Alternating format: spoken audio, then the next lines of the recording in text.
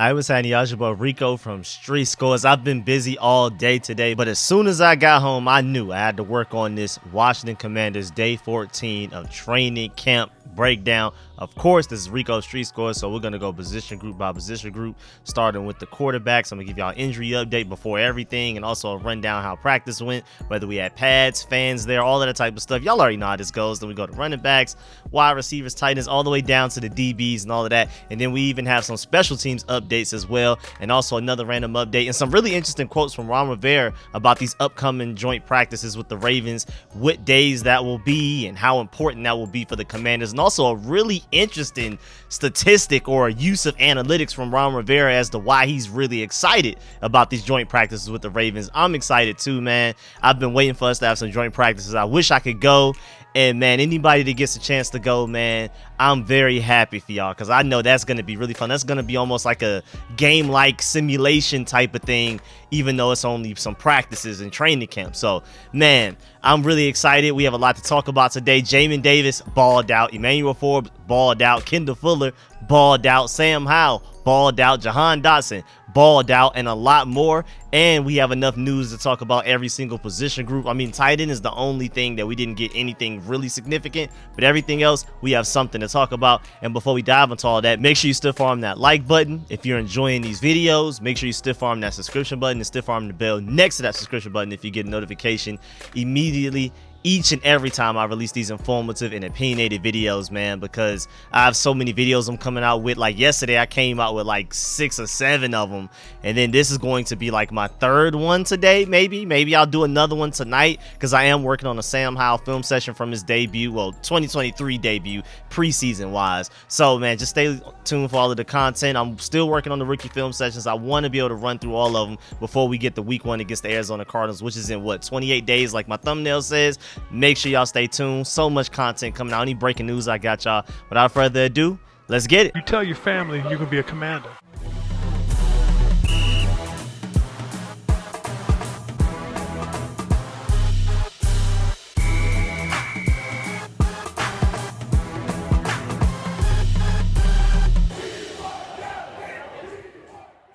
All right, so first of all, today practice started at 10 a.m. So maybe because we just had a game that we started practice an hour later than normal. It was open to the fans, and the weather apparently was low to mid 80s. We're still easily in the 90s down here in Atlanta, but I can't complain because I know other places have it worse. But man, I'm just happy that our players aren't out there in the scorching heat, super humid and stuff like that. I'm very happy about that. We would need an inside facility if the weather was like how it is down here. I wouldn't even want our players in that. That's how you start to get them hamstring issues, all the soft tissue injuries and stuff like that, dehydration. So thank goodness, man. And that's also great for all of y'all that are going to the practices as fans. That's great as well.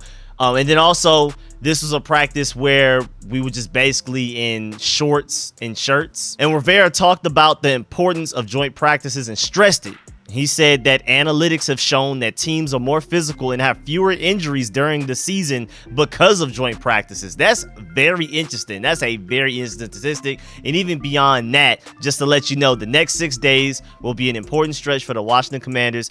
August 19th technically marks the official end of training camp. So the next few practices will play a critical role in evaluating the roster, because after that, we're like really diving deep into what we're about to do. We're going to start game planning. Nothing's open to the fans. I mean, just to go ahead and let you know, August 19th is the final practice open to the fans. So no more fans allowed, and I'm pretty sure the media, a lot of stuff is going to be on hold. So like these daily training camp practice clips I upload every day, and all of these training camp breakdowns like I'm doing now after August 19th is going to be slim pickings, because we're not going to get much information. Because again, I mean, we may get some injury updates. I got y'all on that, and any information we get, I'm going to update y'all on. But it's not going to be like this where I'm able to break down every position group every day, because they're going to completely shut everything down as far as people being able to place eyes on what's going on. No fans allowed after August 19th, and even the media members are more than likely not going to be able to like like record stuff and report too much,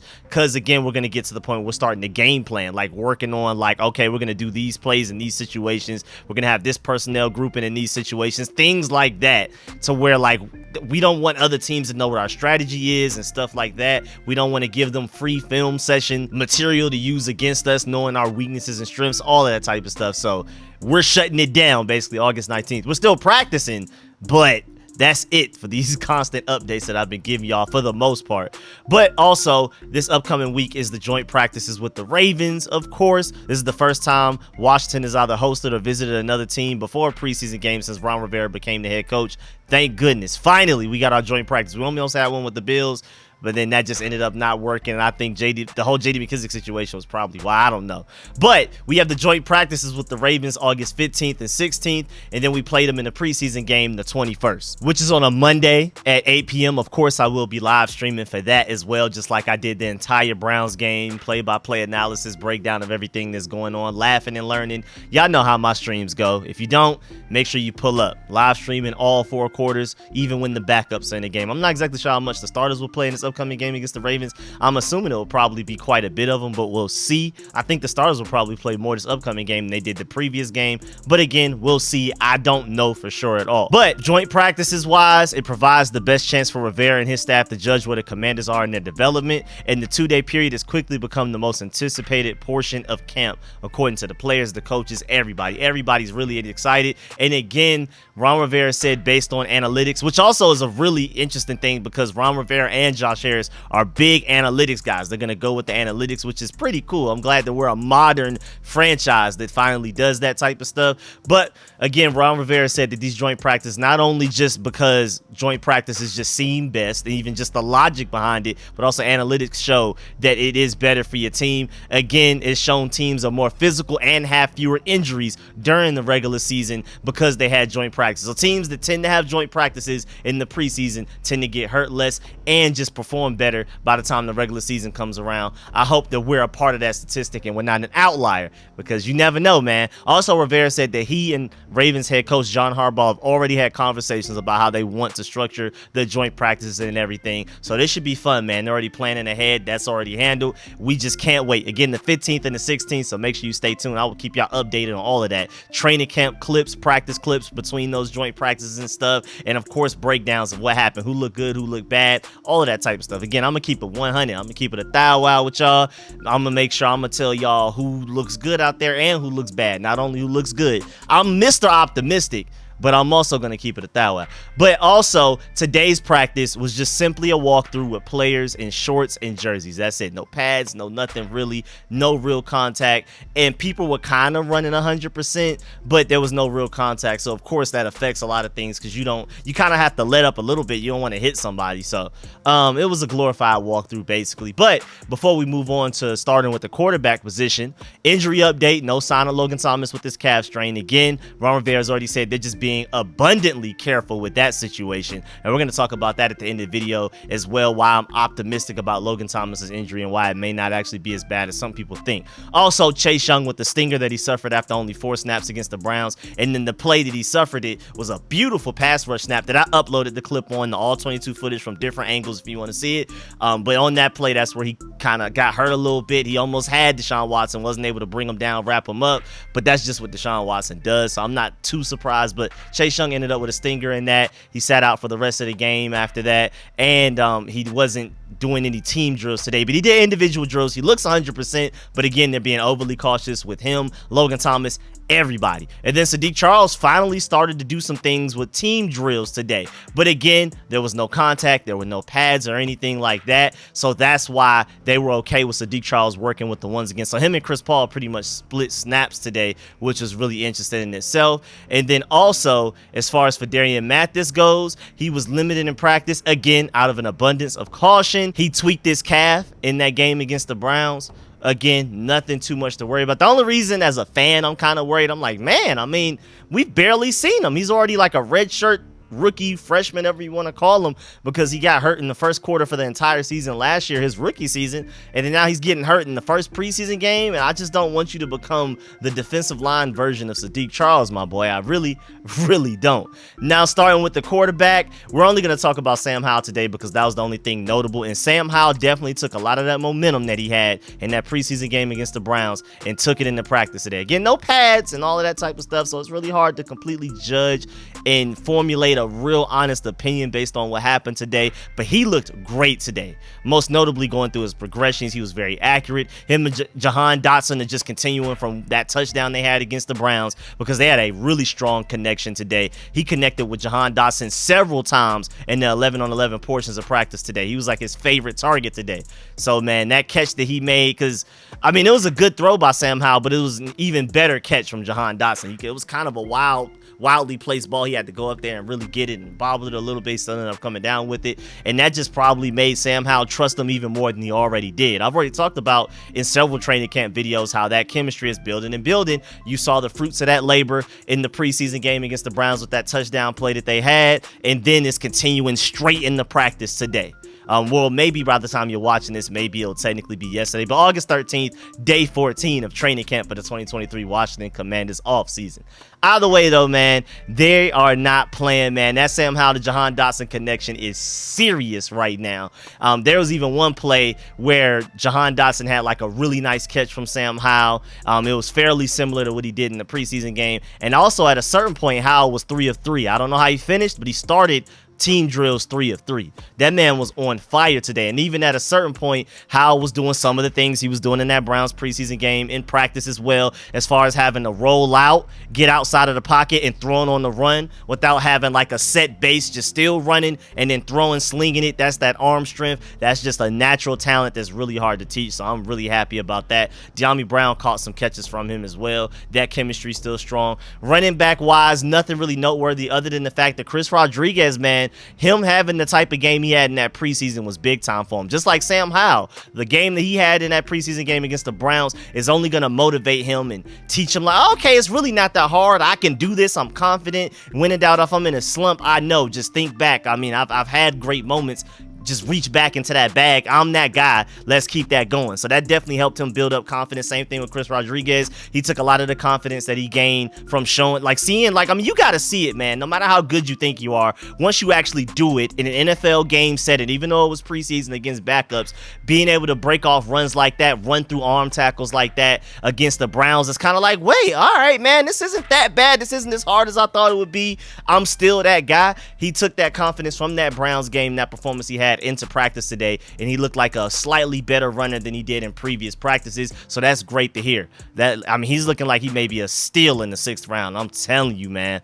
And then next up, wide receiver wise, of course, like I already said, Sam Howell and Jahan Dotson, that chemistry that they're bonding right now, they're putting together, they're cooking up right now. It's getting a little serious with Logan Thomas out, because Logan Thomas was Sam Howell's favorite target, obviously, probably by far, in mandatory minicamps, voluntary OTAs, but since we've been to training camp, it's been a little bit more even, and now with Logan Thomas out, it looks like Jahan Dotson is definitely Sam Howell's favorite target right now, especially while Logan Thomas is out. Now when Logan Thomas comes back, we'll see, but right now, it's definitely Jahan Dotson. And then also Bryson Tremaine, my boy, who I'm rooting for to make the team, but I highly doubt he does, but he's been making play after play, being 6'5", 6'6", one of the only tall receivers in this entire receiving room. I mean, literally everybody's like 6'1" or shorter, and then you have Bryson Tremaine and Marcus Kemp, who are both 6'5" or taller. And he's been making plays all training camp, and today Emmanuel Forbes almost had a pick on Jacoby Brissett, and Bryson Tremaine literally just took the ball, ripped it out of his hands. So that was a great play from him, and if he keeps making plays, he's going to make the coaches second guess it and at least go back and think about it. Then moving on to the tight ends, Cole Turner just still doing Cole Turner things. He looked like the player that we hoped he would be in that preseason game against the Browns, and again, just like Sam Howell and Chris Rodriguez, continuing and to taking that confidence in the practice. I mean, once you're able to build your confidence and be like, oh, okay, I could do it in a game, now I know exactly what I need to work on, what I don't need to focus on as much. I'm already good at this. This is what I need to be better at. These are areas of improvement that I need to work on. This is how what I'm doing in a practice actually translates into a game, and then from there, what I'm doing in the game, what I can work on better in practice. It's just like a vice versa, and like once you go out there and perform and build your confidence, it's big time. I know I keep talking about it, but we're seeing that Sam Howell, Chris Rodriguez, and Cole Turner just look more comfortable and confident in this practice that we had today compared to what they've looked like in previous practice. Even though Sam Howell's already been balling out, but today he just looked like a franchise quarterback, like oh yeah, we just going through the motions type of thing. It isn't necessarily me getting better, it's just me continuing to do what I need to do. That's what it was, more of that type of tone today with him. And again, Chris Rodriguez and Cole Turner, man, definitely took a lot of that confidence into the practice today. Like, oh, okay, man, I can do this type of thing. Like, we good. You know what I'm saying? It's not that hard. And then moving on to offensive line, Ron Rivera talked about it. And of course, the offensive line did get a lot of hate. And again, like I said in my breakdown after the game, I said that I'm gonna have to go back and look at the all 22 to really be able to judge everything, not even just offensive line. Sam Howell, I'm working on Sam Howell field possession, and just the DBs and everything, any position group, receivers, everybody, literally everybody that even touched the field, all 90 players. I'm going to have to like go back and look at the all 22 to give a more accurate review and like breakdown on what happened. And I talked about in my breakdown that night that the game happened, after the Browns game, after I was done live streaming, that the offensive line did look really bad, but I kept emphasizing maybe it wasn't that bad, maybe it was, but I gotta go back and look at the all 22 before I can give you a definitive answer. And now that I've gone back and watched a few more plays, the offensive line wasn't as bad as we thought. Andrew Wiley had a couple of bad plays, but in general, he was bad, but it wasn't as bad as I thought. And then Samuel Cosmi was great. Nick Gates was all right. Chris Paul flashed at times. Charles Leno only had like maybe 2-3 bad reps. Other than that, he was really good. And so the offensive line really wasn't that bad. And Ron Rivera even spoke on it. He said, quote, "You saw some positive things, especially the way they finished," unquote. And he basically talked about how the offensive line got better and more comfortable as the game went on. And I'm not surprised because, again, the biggest weakness to our offensive line right now isn't necessarily a lack of talent. It's a lack of chemistry, man. All of these offensive linemen, other than Charles Leno at left tackle, are completely new to an extent. Like Samuel Cosmi's moving from right tackle for the most part to right guard, like full time for the first time probably in his life. He's probably been a tackle his entire life. And then we started to play him at guard and tackle last year, which kind of confused him and kind of, if anything, hampered him a little bit and made things worse and stifled his development a little bit. So now going into this offseason, this season, 2023, he knows that he's just a full-time guard. The way you practice, the way you work out, the way you diet, everything needs to be based on how you can be the best right guard you can be, which changes everything. And he went out there and showed the results. And then again, I mean, Nick Gates is new at center. No matter who starts at left guard, whether it's Chris Paul or Sadiq Charles, or even if Ricky Strongberg overtakes Nick Gates for the starting center position and Nick Gates starts at left guard. Either way, we're going to have a new starting left guard, starting center, and also starting right tackle at Andrew Wiley. And again, Samuel Cosmi moving from right tackle to right guard. So we technically have new everything offensive line except for left tackle. So right now, the biggest weakness to our offensive line is chemistry. Point blank period. These guys have not played a lot together. This is like a mixed match offensive line that we just put together very recently.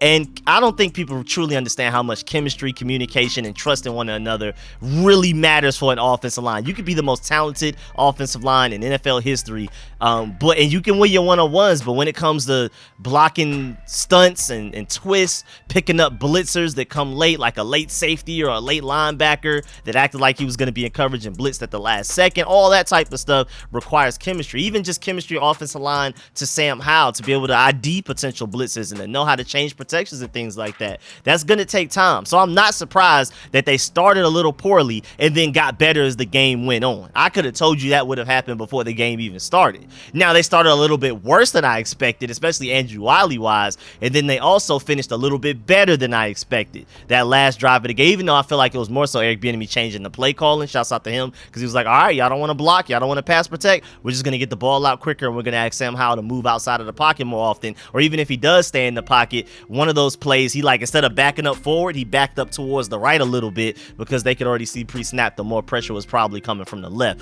So they just made a bunch of adjustments to help the offensive line out a little bit, but overall they did start to play better as the game went on before they came out like midway through the second quarter.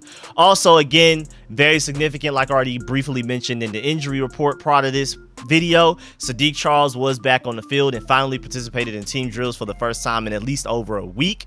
And him and Chris Paul basically just split reps with the ones today. But again, there were no pads, there was no contact, so we got to see where, if there's pads out there, especially these joint practices coming up with the Ravens, where it's pretty much going to be full contact, like almost like preseason game level practice. We got to see if Sadiq Charles is still out there with the ones, because it's cool to play him out there with the ones when there's no real contact and there's less of a risk of getting hurt. But when we go out there and it's full contact and people are playing 100%, I don't know. I don't know if Sadiq Charles will still be out there splitting reps. So I'm just saying all of that to say that don't overreact by Sadiq Charles splitting reps with Chris Paul today. Chris Paul is probably still your starting left guard, but we'll see how that goes. But again, I mean, we're still working on installs. We're going against the scouting defense at times, so it's really weird. Also, the Commanders work centers Ricky Strongberg and Tyler Larson at guard a little bit today, which is really interesting. I don't exactly know what they plan on doing with that, because I pretty much see Ricky Strongberg and Tyler Larson as pure centers. I don't really see them much at guard. I mean, maybe Ricky Strongberg has the talent to move the guard, maybe, but I see him as more of a center anyway.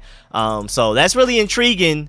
You know, do with that as you will. We'll see if that ends up having any implications in the future. Defensive line-wise, nothing really notable other than the fact that Ron Rivera said that KJ Henry and Andre Jones, first of all, they're coming off of great games against the Browns. I'm surprised by Andre Jones. I didn't expect him to look that good, because even after we drafted him, I wasn't very high on him. I see some potential, but I mean, it's a 7th-round pick, so how much hype can you have behind that guy anyway? But either the way, I wasn't very excited about us getting him, and he's been making plays every now and then, one-on-ones and stuff in training camp, but he looked really good against the Browns backups.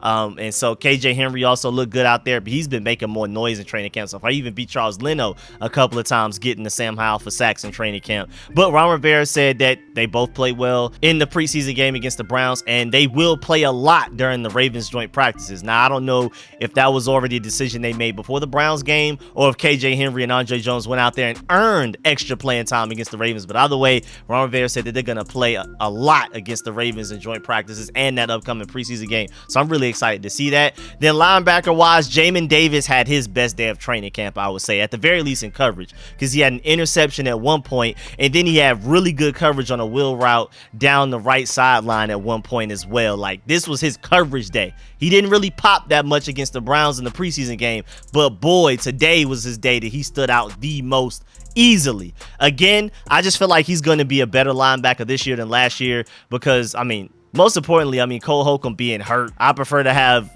healthy Cody Barton than a hurt Cole Holcomb that isn't out there just even on the surface. But also, the main thing was that when Cole Holcomb got hurt, he was the one with the green dot, the one calling the plays for the defense, the one that had the headset where Jack DeRio's telling him to play, and he has to relay to play everybody else and make sure everybody's where they need to be, being the quarterback of the defense.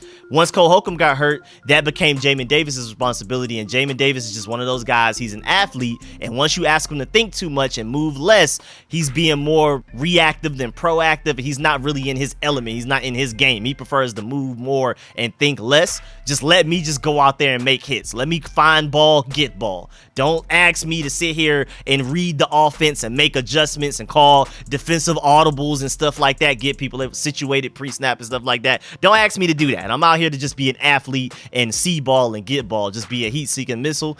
So I'm thinking that Cody Barton taking over that role that Cole Holcomb was supposed to have, that Jamin Davis ended up with last year, having the green dot in his helmet, is going to make Jamin Davis a better linebacker, and we're starting to see the fruits of that as well. We saw that definitely today in practice, man. This was Jamin Davis's best practice by far. And then also Kendall Fuller had a really good day, probably his best day of training camp as well so far, at least the one with the most flashes, because he had one pass breakup that was really good, like a really leaping pass breakup that shows some athleticism. You don't typically hear Kendall Fuller and athleticism in the same sentence.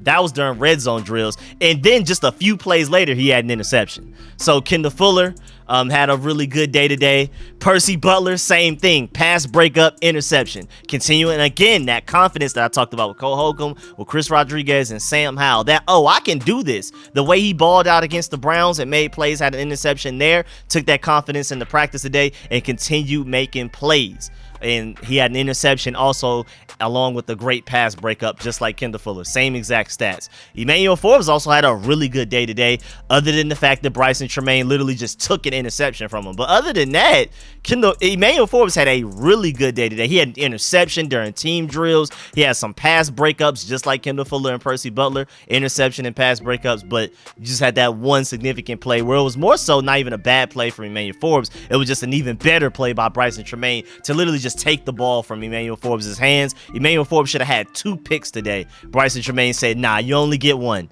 That's it. Special teams wise, Ron Rivera spoke on Casimir Allen's performance against the Browns as far as returning the ball. That was great, man. I think Casimir Allen has a better shot of winning a starting punt return job than I did before entering that Browns game. I've been rooting for him the whole offseason, but now I actually got a little bit more confidence in the fact that he went out there and showed it. If he could be consistent throughout the rest of these practices and the rest of this preseason, he may honestly end up making the roster and earning that starting punt return job. Man, he's explosive. He had 4 returns for a total of 65 yards, including a 14-yard punt return. One of them was taken back. It should have been even more than that. And Ron Rivera said, when describing how Casimir Allen played against the Browns, he used the word, quote, interesting, unquote, which is a really interesting word in itself. That's really weird. That wasn't like exactly like a big compliment, but they're definitely taking notice in how he returned. And you saw like him and Dax Milne were kind of going like back and forth slightly with returns, and then after a while Casimir Allen just seemed like he just took over as a starting punt returner for the rest of the game at a certain point. Like they just stopped even throwing Dax Milne out there. And I just love the fact that not only is he more explosive, the whole thing is, can you be just as safe as Dax Milne? As far as we don't have to worry about you muffing punts. If you can do that, you're going to win the job because you're more explosive. And Dax Milne, even as safe as he is, it always seems like he makes the wrong decision about whether to fair catch it when he's really far back, or if he lets it bounce behind him and try to get it into the end zone, but he's too far up, so it ends up just landing within our 5-yard line. He just seems to be quite bad at that as well. So if Casimir Allen can step up, that's going to be huge. And everybody's talking about how dynamic he was in that preseason game, and he continued that today in practice. When in practice today, when it came to returning punt returns and stuff like that, he took most of the reps, especially like with the juggler machine and stuff like that. Chris Rodriguez got a couple of them, but it was mostly just Casimir Allen. So Dax Milne, if you're going to make this roster, is more than likely going to have to be as a receiver. That's point blank period at this point, because Casimir Allen looks like the easier, better decision right there, the better pick, the better choice.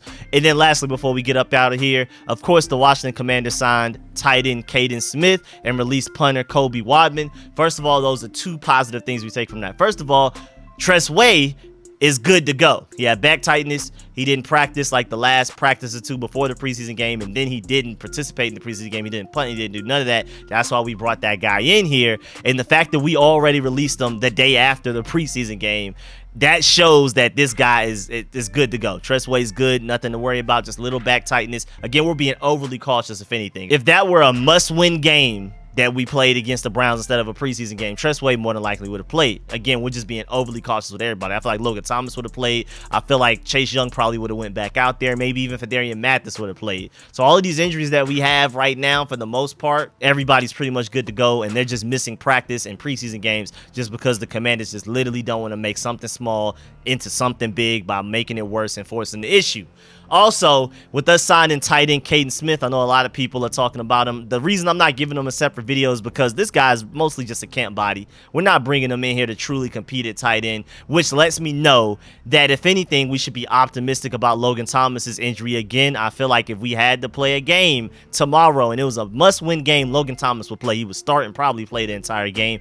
They're just being overly cautious with him. And we brought in a tight end body so that we can like actually practice in a normal way instead of having Alex Armah as a fullback out there go up and try to be a tight end throughout practice, because we need tight ends. We just went and signed a guy instead of getting a guy that can actually compete to be like a guy that can really make this 53-man roster or even start.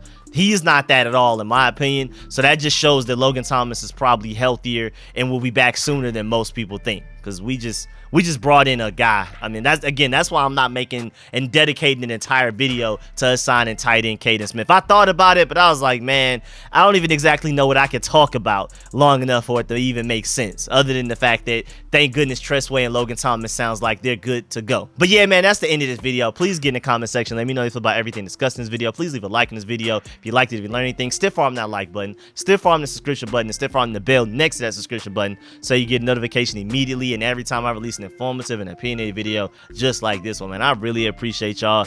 Big shouts out to all of my supporters. Shouts out to all of y'all that pulled up to the streams, donated, left likes, pulled up to the chat and was conversing with me. Even a lot of it was just debates, joning, a whole bunch of dumb stuff. We were talking about anime, we were talking about gaming, music, mostly football, but at times, I mean, it was just nothing. When we had the rain storm delay, man, we just ended up talking about anything in life, man. So hey, man, make sure y'all pull up because my live streams are always going to be random. It's never going to be pure football because that's just not even who I am as a person. I love gaming, I love anime, I love music of all kinds, all genres, all areas. So we just gonna end up talking about a lot of stuff anyway. The primary, you know, objective is to point out what's going on in football, but at a certain point, man, we start to get silly. So that's why I always say y'all gonna pull up and learn and laugh. Y'all gonna do both when y'all pull up to these streams. So make sure y'all stay tuned because I will be live streaming the Ravens preseason game that's coming up as well, August 21st. And of course, man, I appreciate all the support, man. Again, shouts out to all of my sponsors, especially my Pro Bowl sponsors, name you see scrolling on the screen right now. Man, I really appreciate y'all. Stay tuned for all of the content. I'm gonna catch y'all later. I'm out.